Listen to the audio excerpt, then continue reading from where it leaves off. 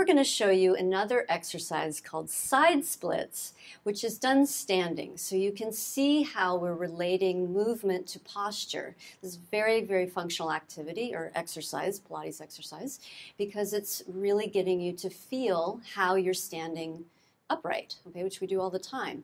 So let's start with Holly's going to have her hands on her chest. And we've purposely moved the equipment so that you can see the side view of Holly, so you can see how she's aligning her back. And I'm just going to step back so Emily can bring her arms up to the sides. You're going to open both legs out to the sides without losing the alignment of your backs. And you can see here from the side with Holly that she's doing a nice job of maintaining the slight curve in her back and moving from her hips without disrupting that. That's it. Her head is nicely balanced over the center of her spine, as well as Emily. Here you can see she's doing a good job of keeping her knees and her feet in alignment. So these are really important things for us to be practicing, especially when you're exercising and you're doing repeated movement over and over again.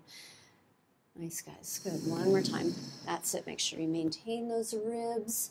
And again, a qualified instructor will really help you feel the right placement of your alignment as you're doing work throughout your session. Thank you.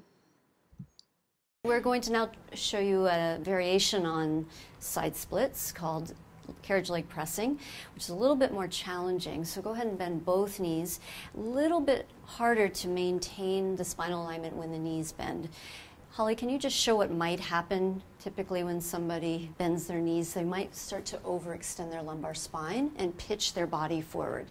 So that's one of the things we're practicing. Great. Okay, so go ahead and just extend your left leg out to the side. You're maintaining, again, you can see really nicely with Holly that she's maintaining her ribs and her pelvis and her head alignment nicely as she's practicing that movement in and out. Same with Emily.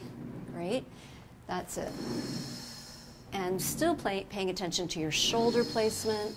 They're breathing. They're making sure their movement is easy, right? It's not gripping and restricted. That's it. Great. And then just bring both legs, or bring the legs together and go ahead and stand all the way back up.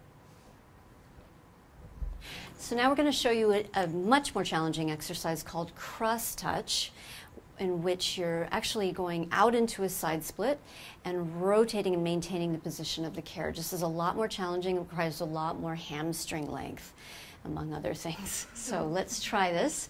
You're going to start with your arms reaching out to the side and pushing the carriage out. Good. And then you're going to start to hinge forward, but also rotate. They're trying to keep the carriage still as they do that, and coming all the way back up. That's it. And coming up and forward, just slightly rounding forward, tapping the front of the machine here. That's it. And lengthening all the way back up and return back in. Good. Rotate again towards the carriage, like you're trying to keep the carriage still. That's it. And then coming back up through the center. That's better. You need to get more flexion in your lumbar as you come up because you're not getting your ribs back over your pelvis. That's right. So you're going down. That's it. Let your gaze look down towards your neck is in good alignment, and then coming all the way back up, centering your rib cage. That's right. And then returning back in. Good.